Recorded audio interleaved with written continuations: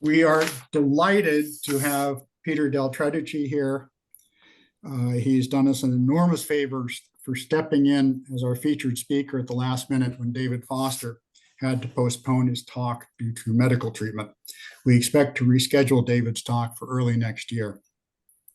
Peter is familiar to many of you as a popular speaker and guide at a number of Conservation Trust events over the years. He has a storied career. He was in charge of the laboratory and greenhouse at the Harvard Forest in Petersham, Massachusetts, back in the 70s. And then he went on to work in various capacities at Harvard's Arnold Arboretum from 1979 until 2014. He taught landscape architecture at the Harvard Graduate School of Design and applied ecology and planning at MIT's Department of Urban Studies. He has written 40 peer-reviewed articles and some 160 popular articles. He has published lots of books, including Wild Urban Plants of the Northeast, a field guide. Among other awards, he received the Veitch Memorial Award for outstanding contributions to the science and practice of horticultural from the Royal Horticultural Society in England in 2013. So he is an international star. I'm sure you are all looking forward to his talk today, and I will turn it over to Peter for a talk entitled Deeply Disturbed, the History of New England Forests.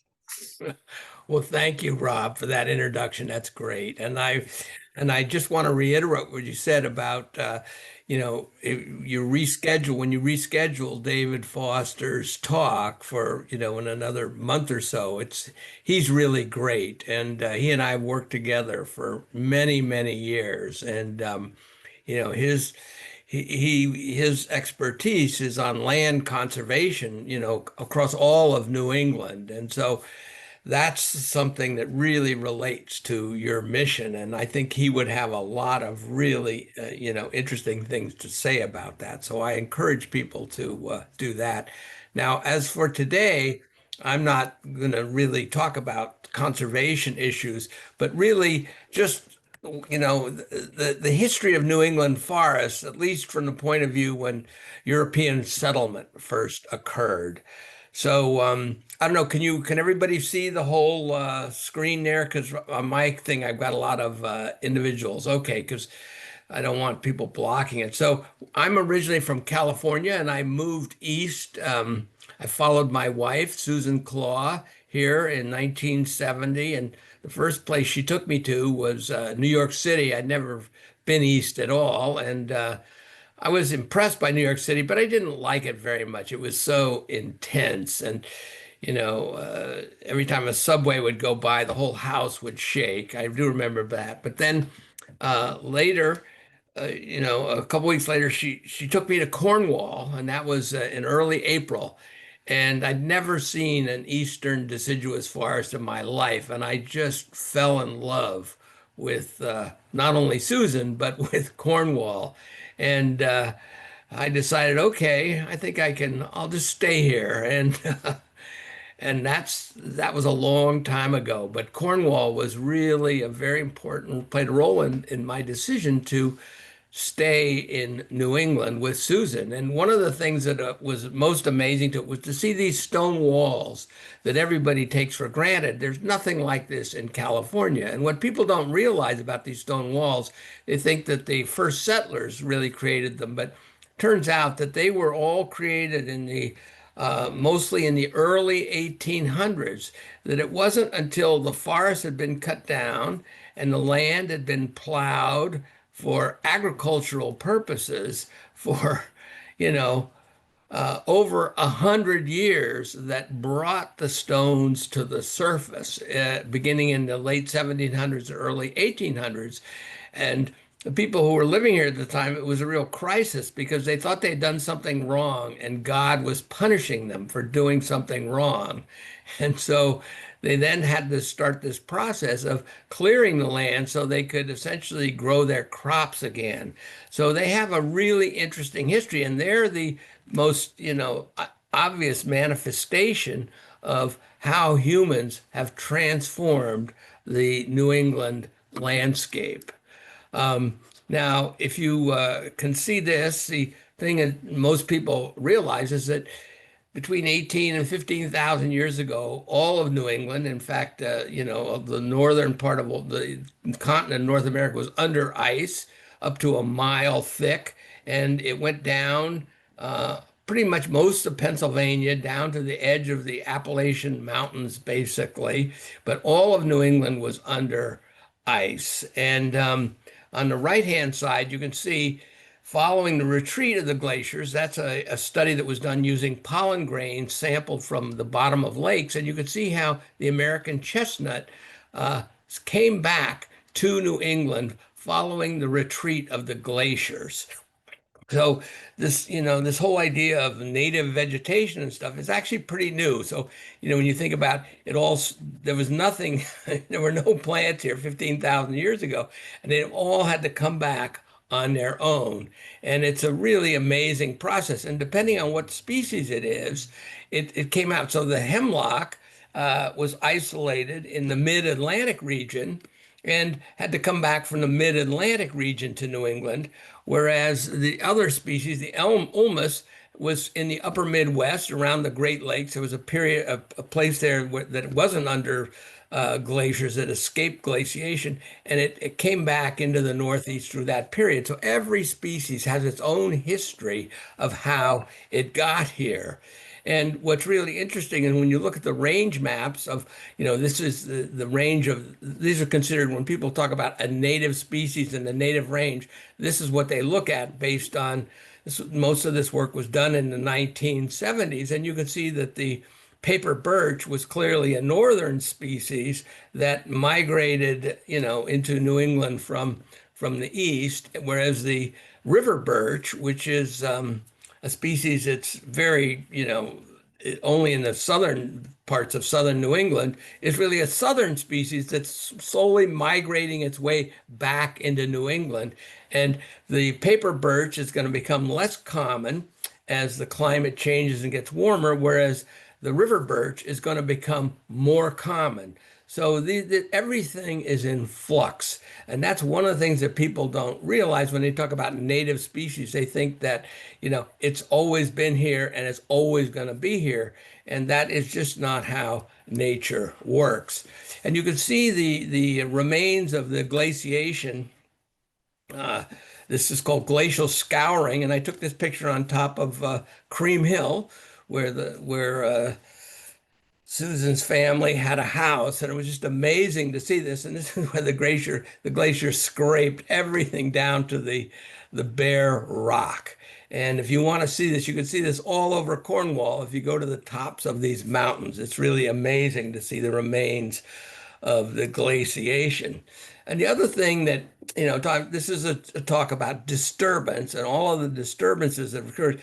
This is a map of the Atlantic hurricanes that have come across, the Northeast since 1900. And so you can see that hurricanes and the destruction that they bring have been part of the history of New England from, time immemorial. And this is something that is going on. And in fact, now the whole history of hurricanes is intensifying as a result of climate change. So this is an ongoing disturbance that is, what's prominent in the past and is going to become more prominent in the future. Now let's see if I can, somehow it's not, there we go. And in honor of the Harvard Forest, I wanted to show this picture. When I worked at the Harvard Forest, the central event in the history of the Harvard Forest was the 1938, September 1938 hurricane that went right through central New England. It went across Long Island, up through Connecticut and Rhode Island, and it devastated the Harvard Forest. And you can see that's one of the ponds in the middle of the Harvard Forest, and that was the logging that they had that went in. All those trees were knocked down, and it totally transformed the whole forest. And so all of the work that they did, the Harvard Forest, was sort of trying to understand, forest regeneration following this level of catastrophe. So this has been sort of so one of the things that's amazing, I was fortunate to work there, is, understanding the past what's happened to the forest. And by understanding the past, that's the only way you can understand the present. How did things come to be the way they are? And use that information to also predict or project what you think is going to happen in the future. So understanding the past forest land use history is critical to understanding the present conditions and projecting future conditions. Now, here in Cornwall, we have our own little mini tornado that downed the Cathedral Pines in 1989 and is now part of the Cornwall Conservation Trust. And many of you, I'm sure, remembers this. It was just amazing when it actually happened. And I was not actually in town when it happened, but I was able to come here within a week to see it and take these pictures. And you know, this is 2014, so this is a long time after, and those white pines are still there; they're still intact. But you can see the black birch, Betula lenta, is starting to grow back. So you're getting regeneration, and here it is again. This is 2021, so we're talking, almost 40 years later. And it's still there, those logs are still there. And this is amazing. And there was a lot of controversy when this first happened because people wanted to clean everything up and thought it was a fire hazard and so on and so forth. But in point of fact, this is one of the only places in the continental North America where a tornado or a hurricane has come through and they've left it alone so that we can study the regeneration that follows a catastrophe like this. So this is actually going to become really important in the future in helping us understand how the forest recovers from this kind of traumatic disturbance. And what's amazing is after 40 years, and those are all pretty much the same one species, Betula lenta, the black birch. They're still pretty small, so the rebound has been relatively slow, but it is totally rebounding. Um, and there you can see this is 2023, just a couple of years ago. It is starting to come back, but I love the fact that you can see all of those white pine stumps there on the ground. And it's actually really interesting to walk out. And the other thing that's really interesting about it is if you go up the hill in the other direction, you can see there's a little patch. It's a remnant of the cathedral pines where there's still two or three big old white pines there that were knocked down because they were in a little ravine and they were protected from the storm. So you can sort of see what happened during the tornado, and then you can see a little remnant of the forest that was not destroyed. Now, what's really interesting, my first research project at the Harvard at the Cornwall was with the gold pines. I was going there on a hike with Susan's parents, and they wanted to show me these beautiful big old pines. And we got there, and they'd all been cut down by the state. They decided that the trees were over mature. And I thought, oh my God, I had no idea they were going to do this on state land, and they did it. And one of the things I noticed is that all the seedlings that were coming up were not seedlings of the plants that were surrounding it, but they were agricultural seedlings. They were clover and all the things you find in abandoned fields throughout New England. And they were a remnant of the plants that had been there before the forest grew there. And so having cut that pine forest down and then scraped the surface of the land to try and create a seed bed for the next generation of pines, they brought a lot of the seeds that had been buried there from when it was pasture land or agricultural land, and they all germinated when they cut the forest down. So I was really amazed at that. And so I did a study of, how regeneration recovered on that spot and the gold pines. And to this picture shows that again, just like on the cathedral pines, if the black birch completely took over. And that's what these stands are. There's a few other species. There's some tulip trees in there, but mostly it's black birch. And so this black birch is able to regenerate because it's got the ability to take over the resources that become available in the soil when those trees are destroyed. So there's something about black birch that makes it very adaptable in terms of being able to recover from traumatic, just the forest land that needs to recover from traumatic disturbance. Now, I got these pictures from the Historical Society in the late 19th century. The Cornwall forests were mostly cut down for the production of charcoal. And, as you go with somebody who recognizes it, you'll see the remains of charcoal mounds all over Cornwall. And the charcoal was used for making iron, basically. And you needed three ingredients. You needed limestone to help purify the iron during the manufacturing process. You need the iron ore. And you need carbon to run the whole process. And all three of those were found in the northeast corner of Connecticut, as well as the adjacent parts of Massachusetts. So limestone is critically important to this production of iron, and it was a huge industry, and the forests were just essentially wiped out by this. And it is kind of amazing to think about that. And then you can see, how various species of trees, when they're cut down, they'll resprout. And so our forests today are represented, primarily by sprouting species that have the ability to recover following being cut down for any number of reasons. So you see beech on the left, birch in the middle, and then a red oak on the right-hand side.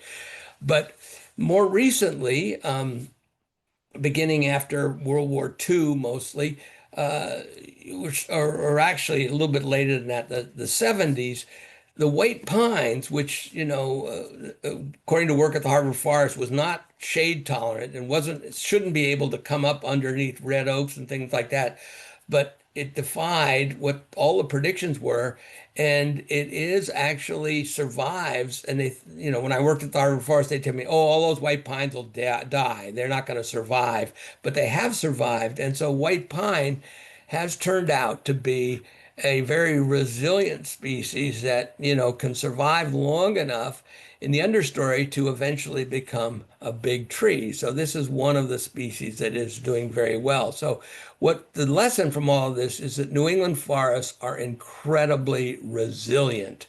They've come back after, probably being cut to the ground at least 5 times during the period of European settlement. And that is kind of amazing when you think about that. Now, it's not the same forest that was here, before settlement, but we still have a forest. And that is really good news in terms of all the issues we're facing with climate change. And when I talk about not having, now you can see this arrow here. This is comparing the colonial with the modern forest, all based on research done by this guy Cogbill, who he went to every town in New England and got all of the original records where they were dividing the town, the property in the town, and every property they had to list what tree grew in the corner of those properties, and that became a sort of a random view of what did the forest look like during the colonial period. And you can see that beech trees, which were once very common, or in modern forests, or there are not many of them. There's a lot more birch than there used to be. That would mostly be black birch, not white birch. White birch is disappearing. Hemlocks are declining because of the hemlock woolly adelgid. Maples, a lot more maples than there used to be, and those are mostly red maples, although in Cornwall, sugar maples are doing well. Oak trees are clearly on the way out compared to where they used to be. And it's not that the trees are dying, it's that they're not reproducing. The seedlings just are not doing, people are trying to figure out why the oaks are not reproducing, and nobody's come up with an explanation yet. Hickories are more or less the same. Chestnut is completely more or less gone as a result of the chestnut blight. And pine is coming, pine is actually increasing, and that's pitch pine on the Cape there. and it's white pine in the central portion. So the forests have come back, but the forest has a very different structure than it had at the time of the early settlement. And this is the another from, I have to acknowledge the Harvard Forest and all the work they've done, showing the green line here shows the extent of forest cover in New England, which dropped to, down around 55% during the period of the Civil War. That's when agriculture was abandoned and then started coming back after the Civil War ended. And this line here is the population of New England. And this is the state by state picture of how much forest is coming back. And you can see that northern New England, the forests have come back and they're sort of tapered off here in the beginning in the 2000s. But for southern New England, Connecticut, Massachusetts, and Rhode Island, the forests, reached their peak around 1970, 1980,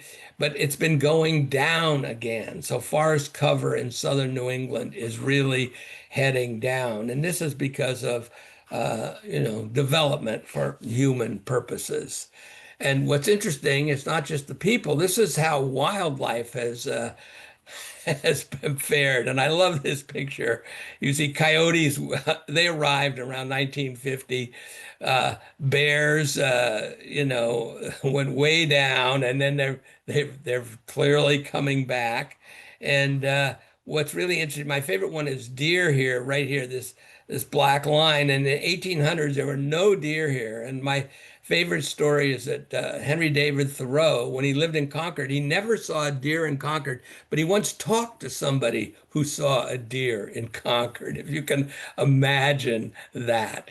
And you see the species that are most endangered, the bobolink and the meadowlark, they were at the peak when the forests were at their low point, and now the forests have come back. These birds that are reliant on open ground are really struggling because we're losing our open ground. So for conservation purposes, preserving open land is every bit as important as preserving forested land. So this is a huge, this when you sort of see this and you can see beaver there, how, beaver was wiped out in the 1700s and then reintroduced, and turkeys the same as turkeys. So the animal, how the animals have changed over these past 400 years is really, really an amazing study. Now, you're all familiar with this animal. And what's interesting about it is that we did an experiment, David Foster and I, at the Highstead Arboretum in Reading, Connecticut. And this is a deer exclosure fence. And this is what it looks like inside the fence. And then it was amazing to see the regeneration. And you standing at where the fence is and looking out, and this is what it looks like outside the fence. So this is the deer are acting as landscape architects, if you will. And I love this because this was about 10 years later, this Japanese stilt grass, which is a new invasive species that grows, it's taken over the roadsides all over Connecticut. They don't eat it. They prefer eating the native species because they don't have as many toxic substances as the invasives do. So the deer acting, as grazing, the forest floor, they're making decisions about what the forest is going to look like in the future. And this is all part of ecology. This is not, whether you like it or not, that's sort of irrelevant. This is the way ecology works. And I love this picture of beaver, 1948. They were introduced in the 1940s, 1970s. I apologize, these are all Massachusetts. They should be Connecticut, but it doesn't really matter. And there it is, 1998, and they're now in Middlesex County here, where I live in Watertown, Massachusetts, and Suffolk County in Boston, along the Charles River. It's really amazing, and they're very much at home in the Boston area. So this is the beavers have come back, and everybody thinks it's great until they cut everything down. And then you have to figure out, particularly if it's on your own property and they cut everything down, that's something you can love beavers, but you don't necessarily want to lose all your trees. So it's a complicated issue for people that are directly involved. And of course, I don't have to say anything about this. You all know what I'm talking about.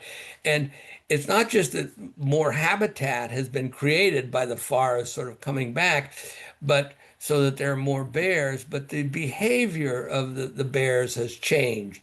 They've learned, that there's food inside people's houses and breaking into people's houses. And this is, yeah, that bear is clearly a takeout there. He called that order in and they left it for him. But I don't know if you have as many rabbits as we now have in Cornwall. But in Watertown, they have just taken over. And this is the eastern cottontail. It's not the New England cottontail, which has always been sort of in southern New England. But its population was at a very low level. And starting about 8 or 9 years ago, they went through this incredible population explosion in the Boston area. And they've just exploded. And I haven't really talked to anybody who's done any research on it, but the people who I have talked to say that they think that because of the climate change, it's getting warmer in the winter, that their survival rate is much greater than it used to be 10 years ago. And so as a result of the warming climate, the eastern cottontail is much more common in the mid-Atlantic region and to the south of New England. But now, as things warm up, the eastern cottontail is feeling very much at home here in New England. Now, we don't really have much of an idea of the way when agriculture was first practiced in New England, what was involved. I took this picture in Ecuador in the 1980s, but it gives you some sense of, when people, they raised all their own food and this is what they had to do in order to do that. And it involved clearing absolutely everything. And you can see they built not the equivalent of stone walls, but little hedgerows, basically.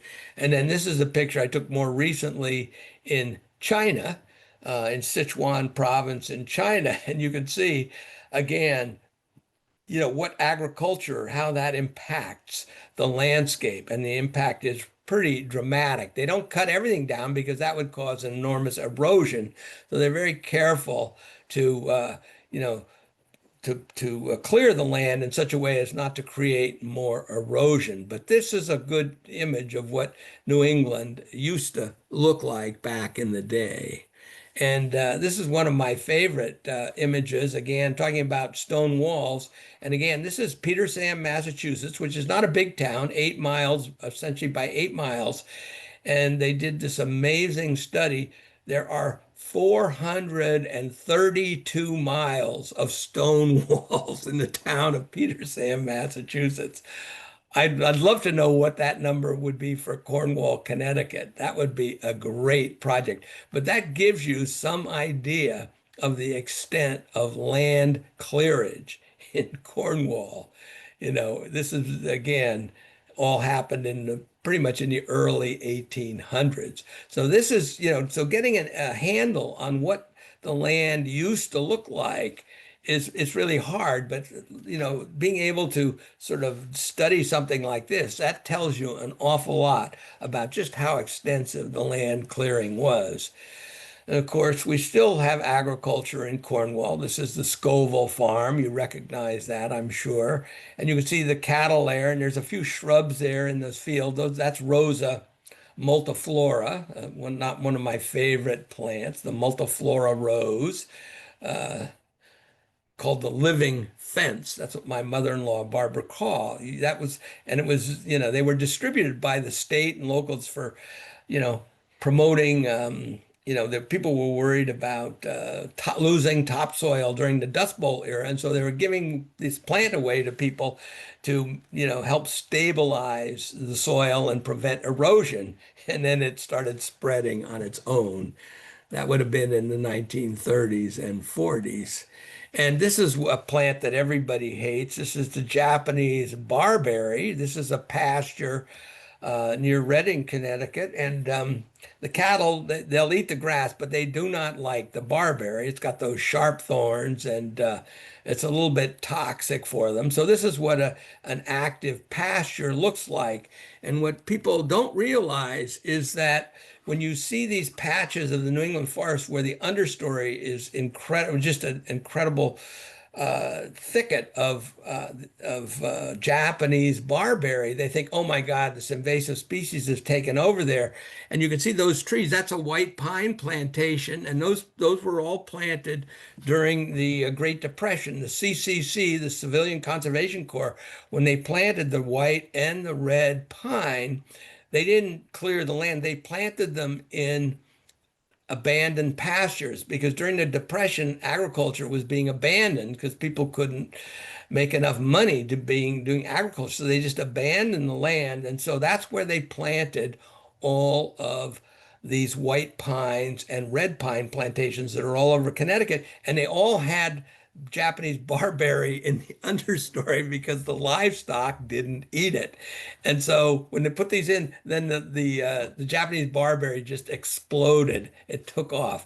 So, it's not like, oh, this is a plant that's taken over, the universe. No, this is a remnant of past land use history. And this is what I meant when I said earlier that if you don't understand the past land use history, you can't actually understand what's going on today.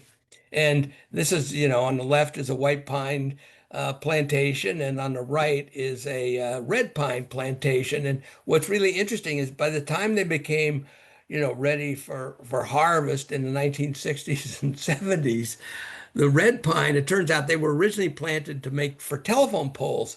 And it turns out that back in the day that cars weren't very heavy. But as cars got heavier, if you hit a telephone pole that was made out of red pine, it would break and crush the car. So the red pine plantation is mostly just worthless. They can't use it for anything. And the white pine still has some value, but they planted that because that was a very important tree crop. But by the time they became mature, everything had changed and they were hardly worth anything. So basically, people are just leaving them be rather than harvesting them because the value of the wood is just not there anymore. So this is one of the things about, forestry is that it changes, and what was a valuable tree when you planted it, by the time it's ready to be harvested, is no longer valuable. And I took this picture in Japan just because it relates to this. Japan, which is, roughly the size of California, it's 70% forested. So it's a lot like New England. And 40% of all the forests in Japan are plantations that were put in following World War II after Japan was wiped out during that war. And they needed wood to rebuild houses for people because that was primarily how they did it. And 44% of those plantations consist of this one species called the sugi, Cryptomeria japonica. So it turns out 14% of the country of Japan is covered with this one species. And when I was there recently, they said, no, they're not cutting them down anymore because that just doesn't work anymore. And so they're leaving them all. And this has become a critically important part of the ecology of Japan. So it's, and it covers this huge part of the area, but it's only native to the west coast of Japan. And so yes, it is a native species, but it's where it grows, it's not at all native, but they love it. And it's really important in the ecology in terms of carbon sequestration and all of the benefits that we get from trees. So I think that's a really important lesson there to think about.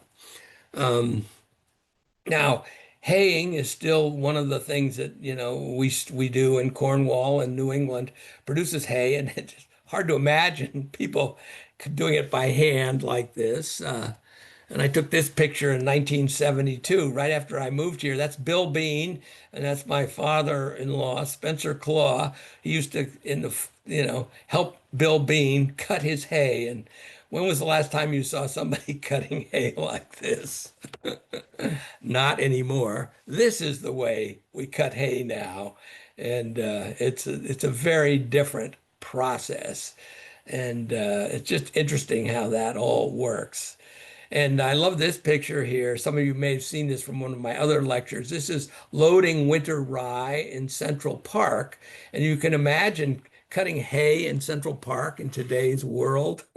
No way. But the reason they did this is this was, you know, in the early 1900s, and they needed the hay to feed the horses who did all the heavy lifting in the city. And it's not a valuable crop, so they wanted to grow as much of the hay that they needed on their own property. So this was what those great meadows in Central Park were used for.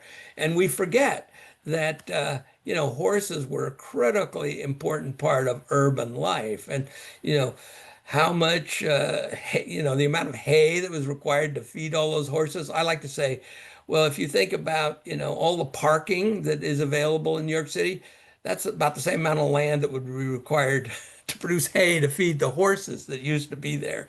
So it was, the transition from horses to automobiles really transformed the not only the economy of the cities, but also the ecology, because having hayfield versus a parking lot is a big difference. And this is my favorite slide. In 1894, the very first urban planning conference ever held in North America estimated by 1950 many cities would be buried under 9 feet of horse manure.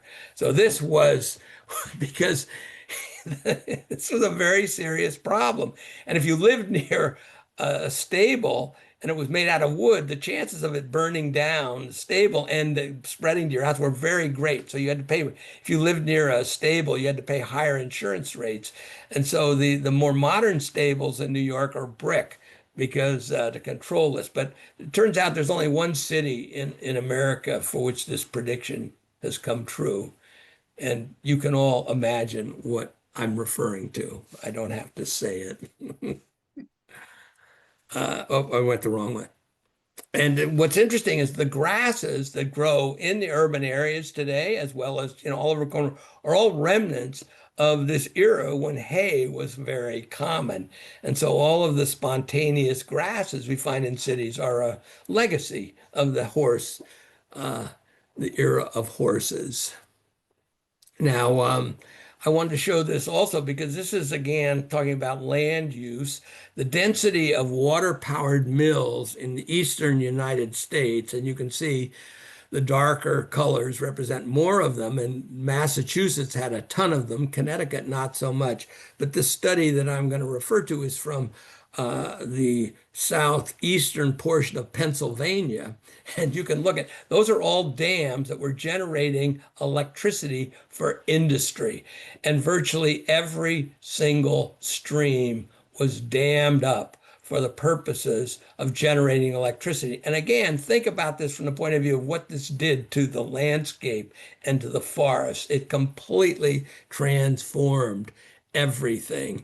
And one of the things that people forget about when you put a dam in, the soil builds up behind the dam, and the dams don't last forever because they fill up like that. And so, well, we want to get rid of the dams. That's a big movement now. But the problem is you take that dam away, and all of that, the soil that's built up behind the dam is just going to go downstream, and you're going to lose a lot of the land that was created by the building of those dams. So, well, everybody thinks, oh, we want to bring the fish back and so on and so forth. Well, yeah, it's just fine, but it's not necessarily a simple, straightforward solution. And in the Boston area, where we had tons of factories, the silt behind those dams, a lot of it is toxic, but it's behind the dam and it's sort of stable at the bottom there. If you remove that dam, what are you going to do with all that silt? It's very much the situation that's going on in Pittsfield from the factories that were there. And affect the Housatonic River. So it's not a simple, well, we're going to restore things the way they used to just by getting rid of the dams. Now, the other thing that is a big factor is the pests and pathogens. And I love this picture. It was introduced inadvertently in 1869 in Medford, Massachusetts. And the guy wanted to breed the European, well, gypsy moth, now it's called the spongy moth, with the Chinese silk moth to create a hardy silk moth, basically, because the silk moth was not hardy here in New England. And then a storm came up and blew his sort of cage down, and they escaped. And they tried to contain it in Massachusetts. Can you imagine doing that today? Pulling, climbing the tree to get rid of the egg cases of the spongy moth. And here it is. This is the map. This shows, oops, oh, sorry. Oh, no, no. There you go. This shows this is where the center was. And then it spread there. And then the red line was, they said, okay, we're not going to let this gypsy moth be out of this, and we're going to control it. And this was the first attempt to control the pests and pathogens in the United States, in Massachusetts. And that red line is really, really interesting. And Massachusetts, always a leader in technology, they invented spraying, high pressure spraying, specifically to control the gypsy moth outbreak. And what they used here on the left in the early days was lead arsenate. And then in the 40s and 50s, they switched to DDT. But if you go everywhere inside that red line that I just showed you in eastern Massachusetts, and you sample the soil, you can find the residue of lead arsenate still in the soil, because those are both elements and they never break down. And so that's the living legacy. And it turns out the lead arsenate didn't actually even kill the gypsy moth. So, this is, again, this is the things that, people don't realize, what's happened. And the chestnut blight, it's another one of these pests and pathogens that came, first arrived in the Bronx Zoo in the early 1900s from Japan. And it hit New England, 10 or 15 years later. And this picture from Cornwall of chestnuts that had been died was taken in 1919. So that was the king of the New England forests, and they just, disappeared. And I took this picture in the town of Harvard, Mass. It used to be, when I first moved to New England, you could see the skeletons of these old dead dead chestnut trees. And that tree is about a meter in diameter, but you can't see them anymore. They're all gone, basically. And that gives you some sense of just how big they were. But the chestnut still exists as a sprouting, sapling, if you will. And all of the chestnuts that we see in the forest today were saplings or seedlings when the blight first arrived, in the beginning, essentially in the 1920s, so 100 years ago, and they've been sprouting at the base like this for 100 years. So this is my definition of resilience. I collected some American chestnut seeds when I worked at the Harvard Forest. I planted them in 1975, and then I went back there in 2000, and David Foster loaned me the backhoe, and I was able to dig them up. And this is what they look like. So they have a special kind of rejuvenation tissue. The fungus kills the main stem, but it doesn't kill this, what's called a lignotuber, and it produces new sprouts from that. So this is, resilience. This is a resilient species, and it's resilient because it's got the proper morphology that can resist this disease. And of course, American elms, not so much a forest tree, but certainly along wetlands. This was a major important, and it was, this is Colchester, New Connecticut, and it was the main street tree. It was the only street tree in New England. Pretty funny. And the reason they liked it because they left they were happy to leave the elm, because I don't know if you've ever tried to split elm wood, but it's got what's called a twisted grain, and you can't split it. It's impossible to split.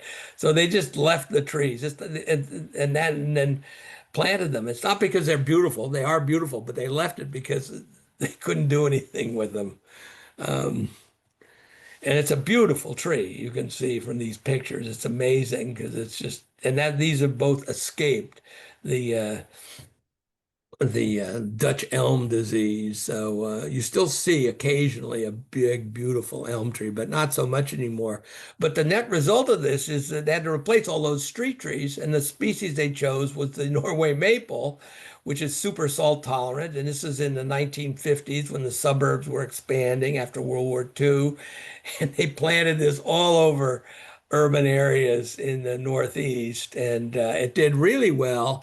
And then beginning in the 1980s, people started observing that it was spreading into adjacent woodland area. And now, in Massachusetts anyway, I'm not sure about Connecticut, but you won't get, selling marijuana, cannabis is completely legal, but say, selling a Norway maple with intent to distribute, that's a crime. So it's amazing how things have changed. But so this is on the invasive species list, and its sale is banned in Massachusetts. And then in the 60s and 70s, another tree that was thought to be the greatest tree of all time, the Callery pear, was planted. It was planted everywhere from California to New England. And again, in the late 80s, early 90s, people began to notice that it's beginning to spread on its own, and particularly in the mid-Atlantic region. And now I'm seeing it's arrived in New England as a wild species. And this is another one that's now on the invasive species list in Massachusetts. And so what people forgot, I mean, if you can't become invasive after they plant 10 million of you, then, you're pretty weak. So this is not something, yeah, it's not a great plant. I don't like the plant, but we planted it. So, the invasive species issue is not just about the biology, it's about cultural, it's as much a sociological issue as a biological issue. And then the hemlock woolly adelgid, which arrived in Connecticut in the early 90s. It says I took this picture in southern Connecticut near the coast in 2003, and it's just amazing what it did to them, just wiped them out. And it arrived in the Boston area, and I think it was 1993. And I predicted, horrible things for Connecticut, particularly the Berkshires. It was just going to wipe everything out. And everybody was really concerned about that. And, you know, what's really amazing is that those trees in the understory, those are all black birch, the same black birch we saw coming in after the tornado and after the logging that I described in the gold pine.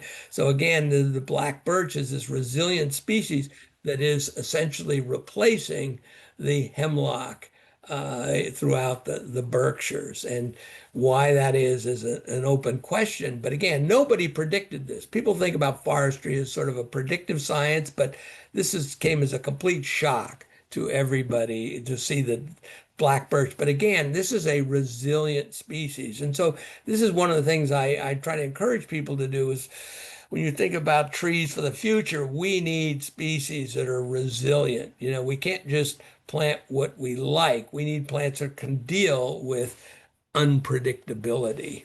And the good news is, though, that will say that I'm close to Dean's Ravine, where there's an amazing hemlock forest there, right off Music Mountain Road.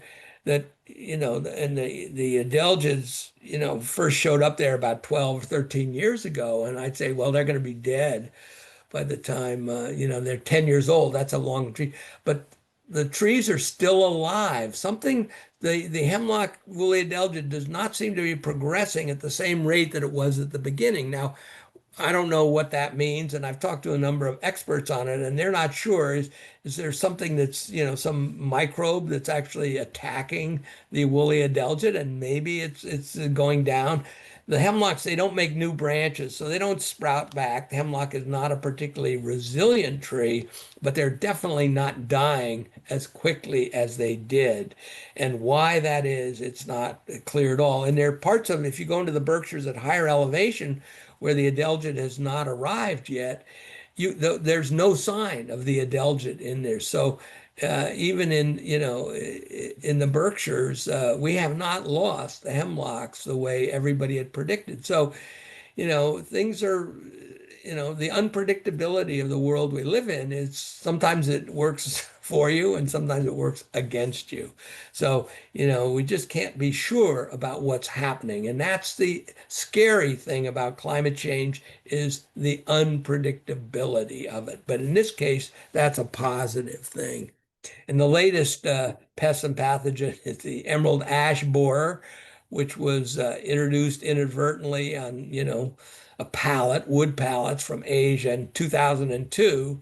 And you can see by 15 years it had covered most of the Northeast. And it's kind of amazing how it's taken. And it's really, I can't tell you how many hundreds of thousands of dead ash trees have been killed in Cornwall area. It's really sad, and there doesn't seem to be a lot we can do about it. On my own property, I've had to cut down, at least 20 of them, just because I'd rather cut them down than have them fall down on my own property. It's really transformative. And right now, first we had the beech bark disease, and now we're having the beech leaf disease.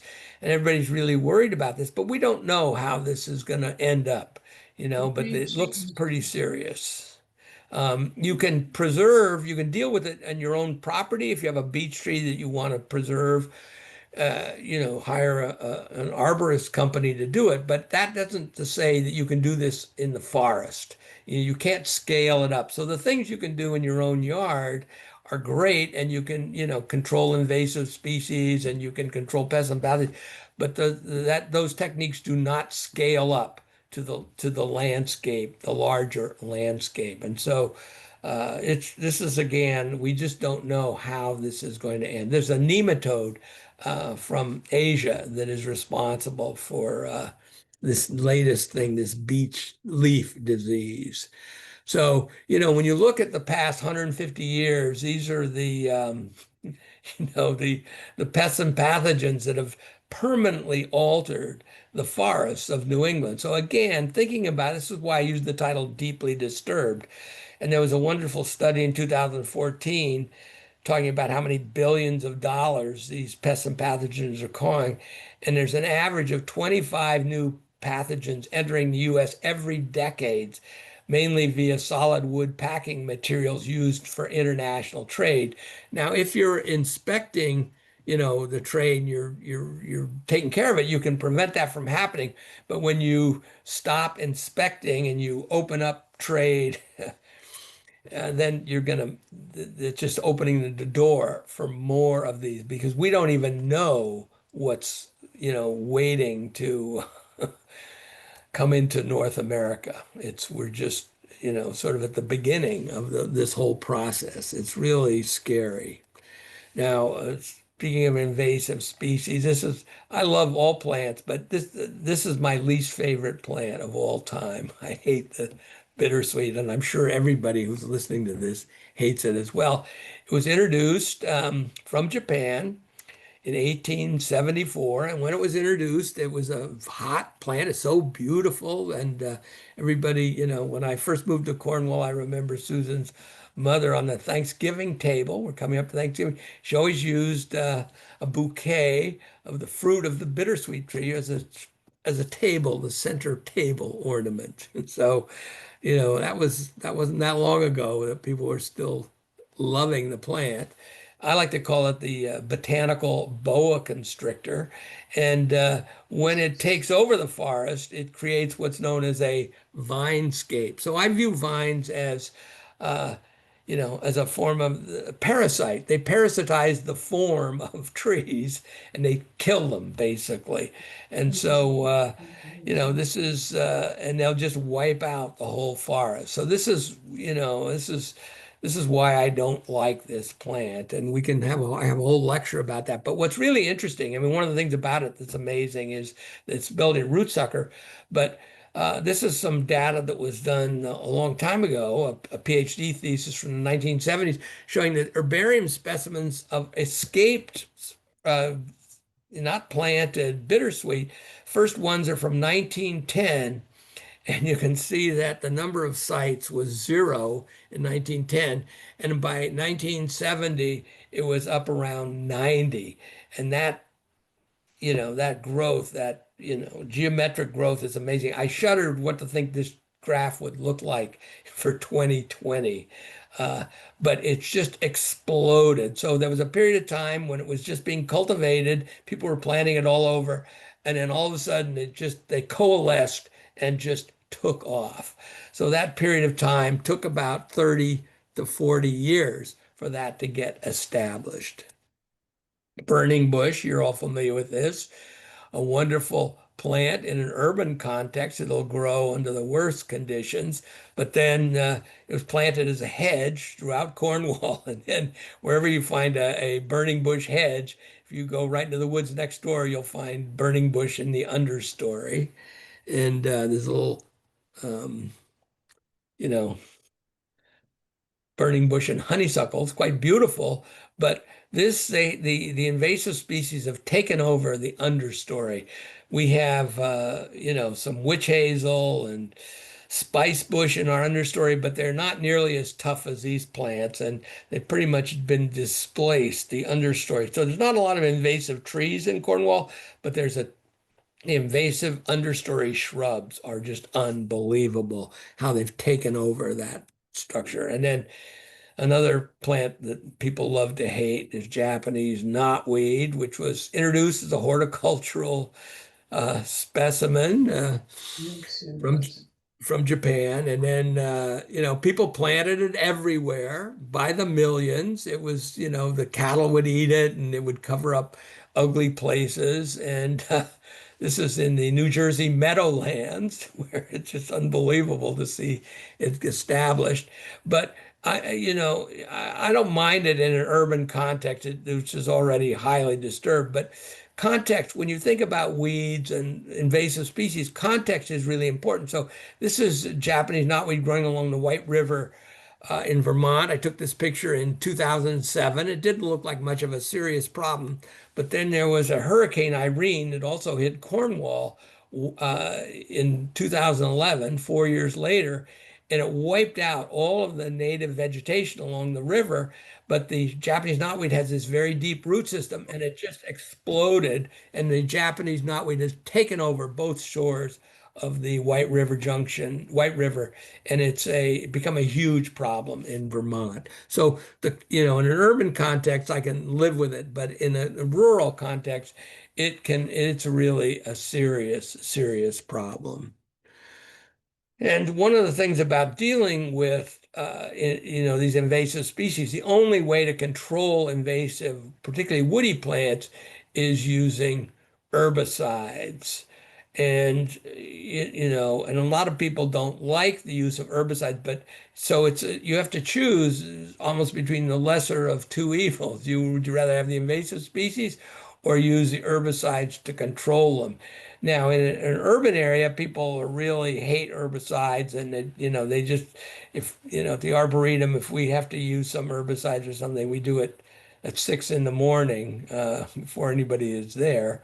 But in the countryside, people are more used to living with herbicides, and so people are more open to it. But it's a really complicated issue because there is no way of controlling the woody plant invasive species without the use of herbicides. So that raises a very complicated question. And I just want to say a few things about urbanization, because that is together with globalization. That's what I call these invasive species. They're a product of globalization, and globalization in context with urbanization and climate change. Those three, and they interact.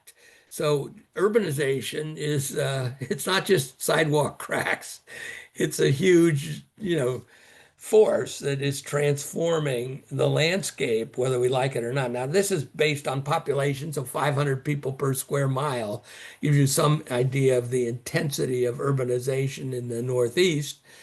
And the urban areas, because of the paving and the buildings, they hold heat. So urban areas are much warmer than non-urban areas. If you're at the same latitude, you can see that that's the urban heat highland effect. So one of the things that's important about cities, if you want to get a preview of what's going to happen in a larger area, the cities have already warmed up to the extent that is predicted for non-urban areas outside. So this is why actually we need to pay attention to what's going on in the cities because, as I like to say, it's a preview of coming attractions.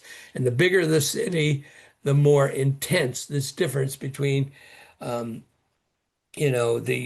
urban and the non-urban areas is.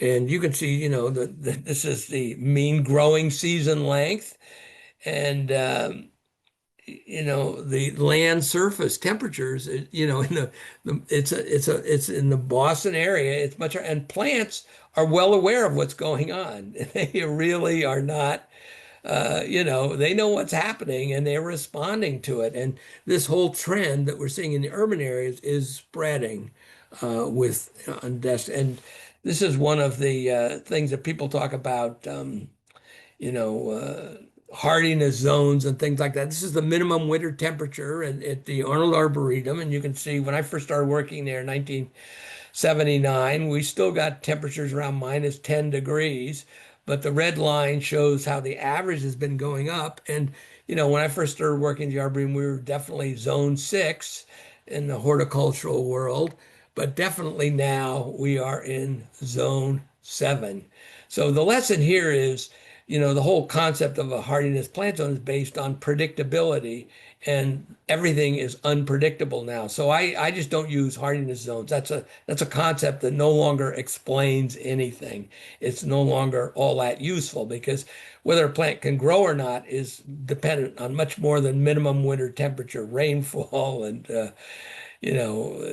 elevation and so on and so forth. So the whole idea that every plant has a given hardiness zone based on minimum winter temperature, that's an old idea that has really stopped being very useful. And then this is the other thing I wanted to say is that the definition of urbanization, I hate to show this, but it's really important. It started at Boston, that's 0 here on the graph here in the horizontal, and 100 kilometers here. This is where the Harvard Forest is.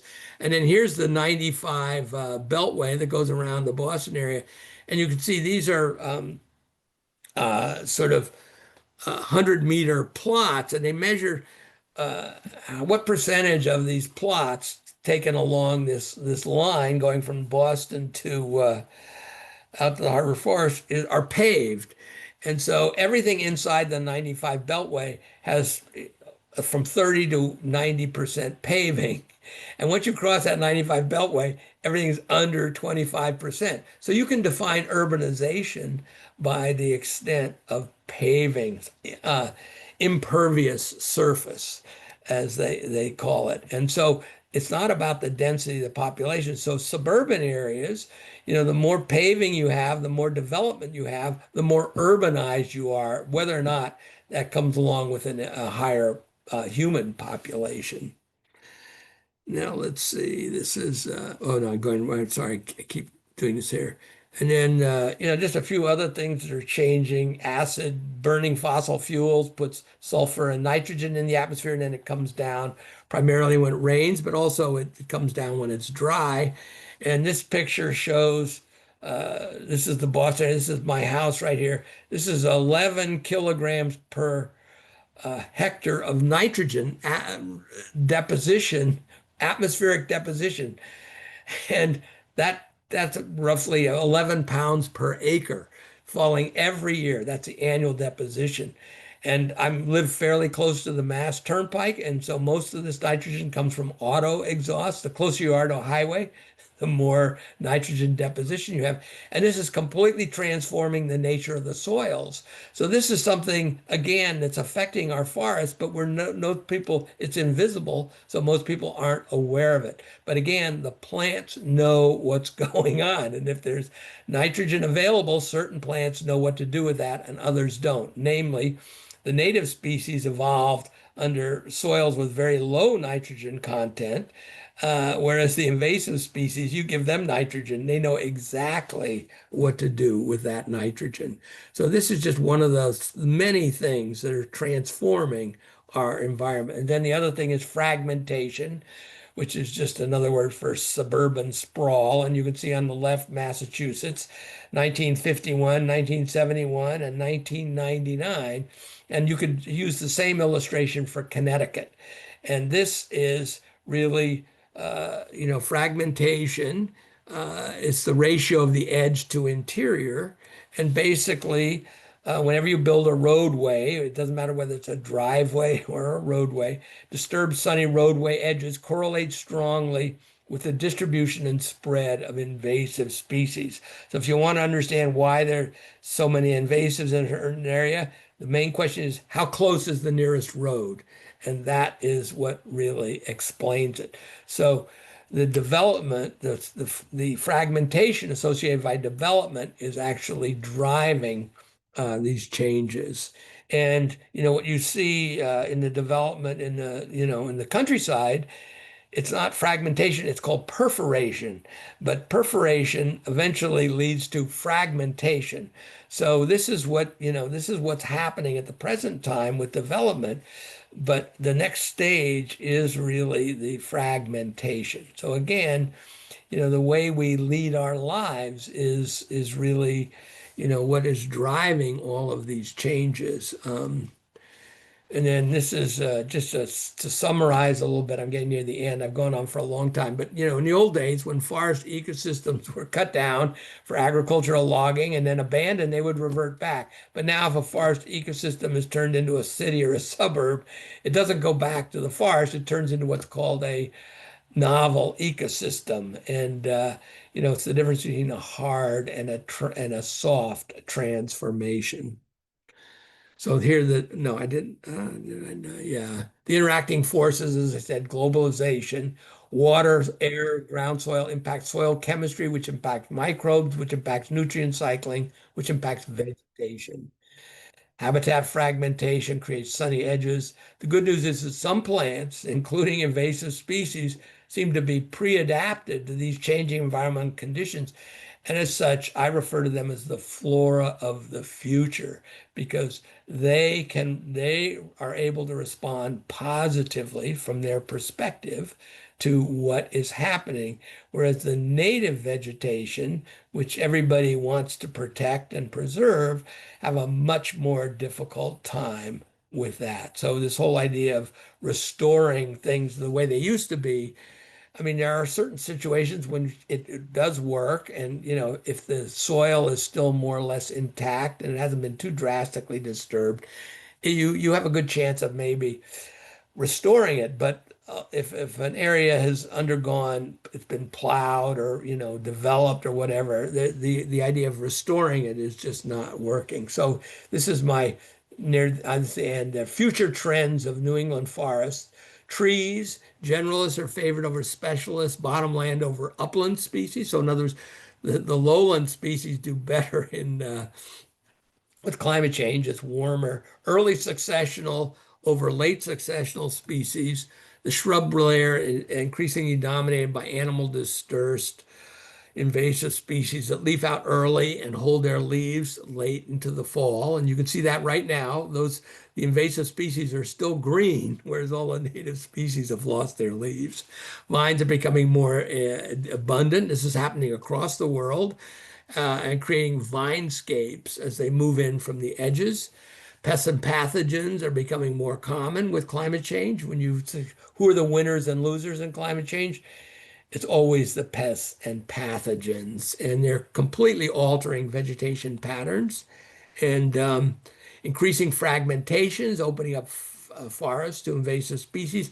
And climate change is altering weather patterns such that what are called flash droughts are becoming more common. That is to say, we're getting the same amount of rainfall we've always gotten, but it's happening in fewer rainfall events. So there's more runoff and less of the rainfall is going into the soil.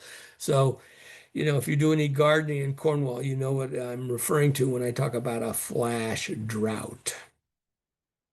And then people always ask me, well, what species should I be planting or dealing with?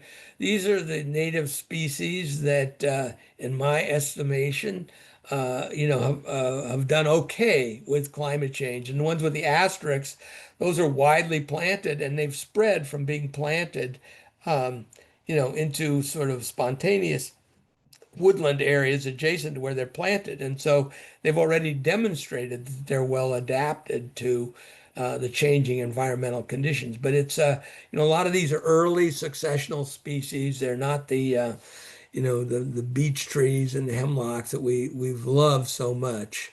And this is my last slide. There are no climate change deniers among the plants and animals. They clearly understand what's happening in the world and do their best to adapt to it.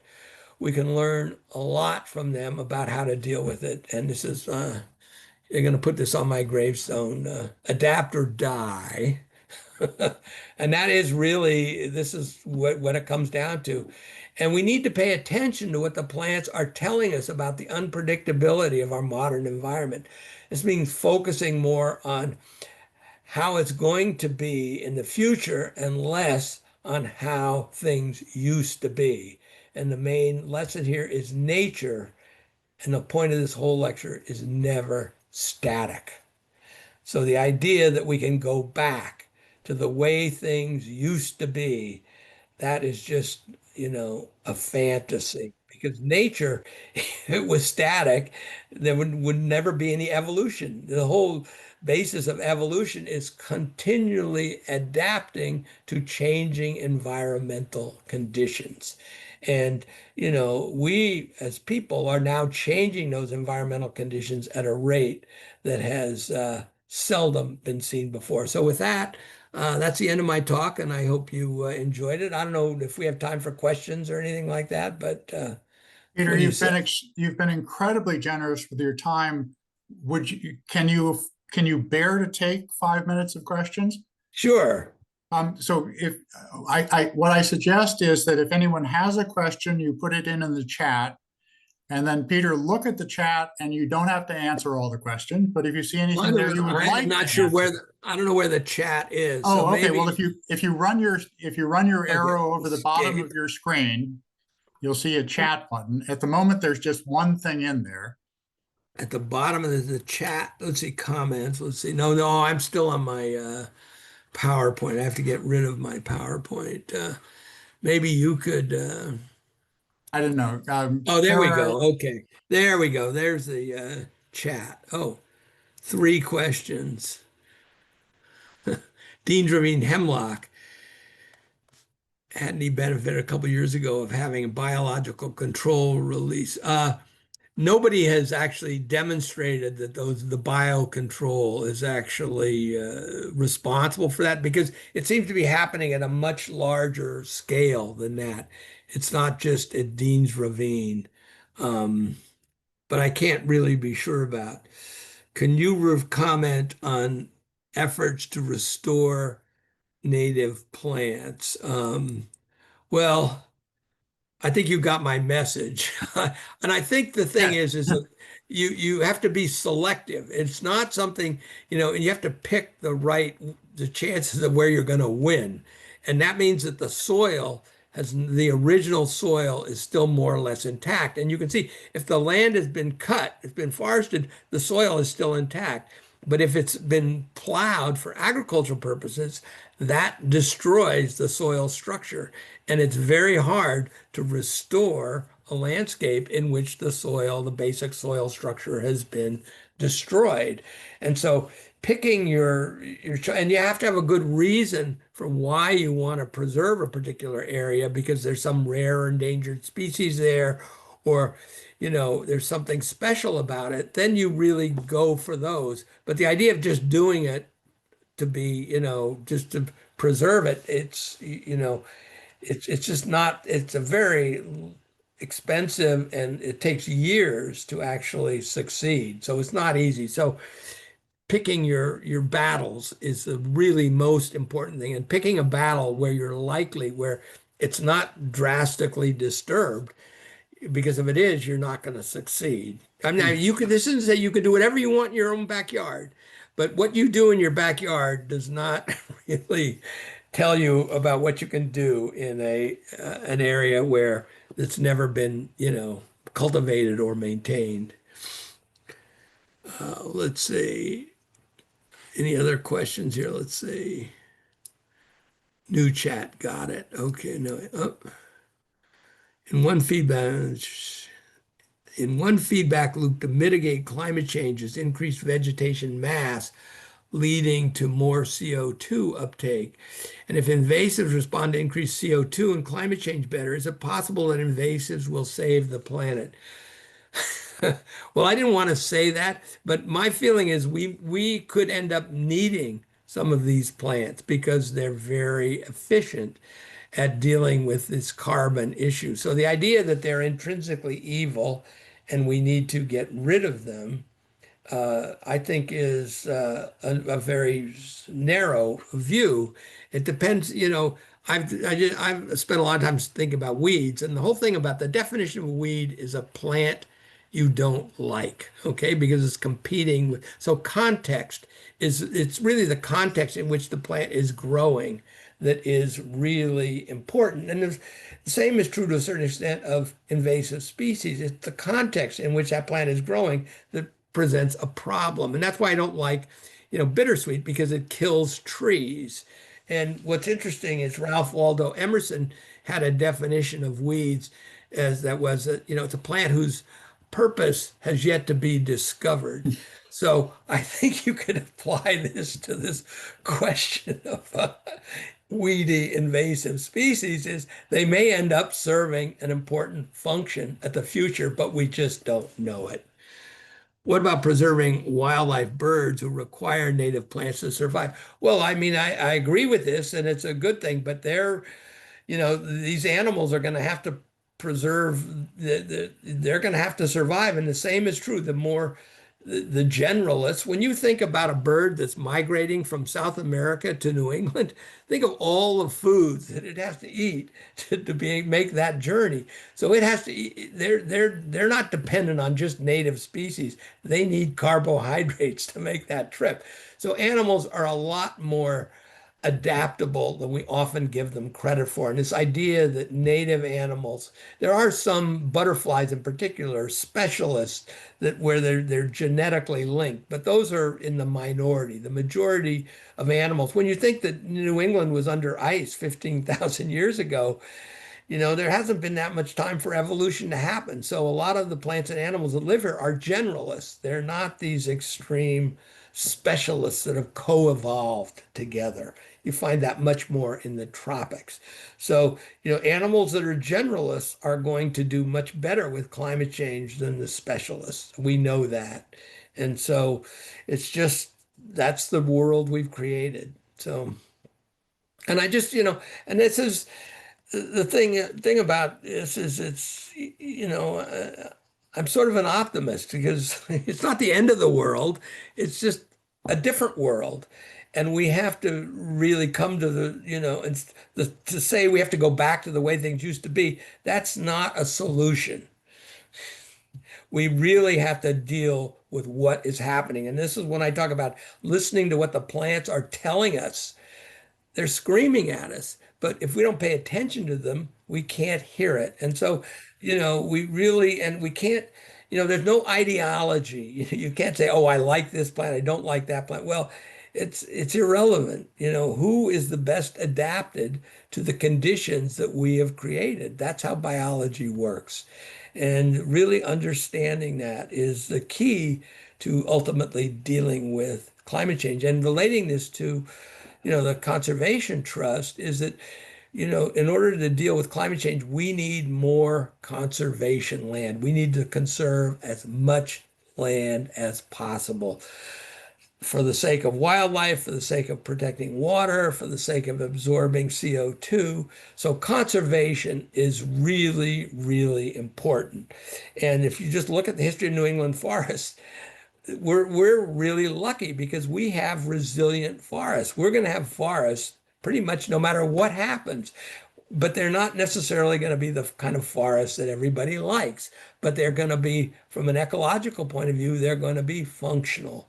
And maybe not as functional as they once were, but we need them to protect us from climate change. So that's the main, that's one of the really important aspects of conservation. I don't know, Rob, if you want to add I, anything to that. no, but I have to say, I want to thank you again. I'm going to be thinking about this for months. I'm going to start by getting up and going for a long walk tomorrow morning. I think that's and looking around me with new eyes. Thank you all very much for attending. I think that brings to a conclusion the annual meeting of the Cornwall Conservation Trust, and I look forward to seeing you all in the at the dump and in the streets and on the paths and at this meeting next year. Good night, everybody. Well, it's been a pleasure. Thank you for having me.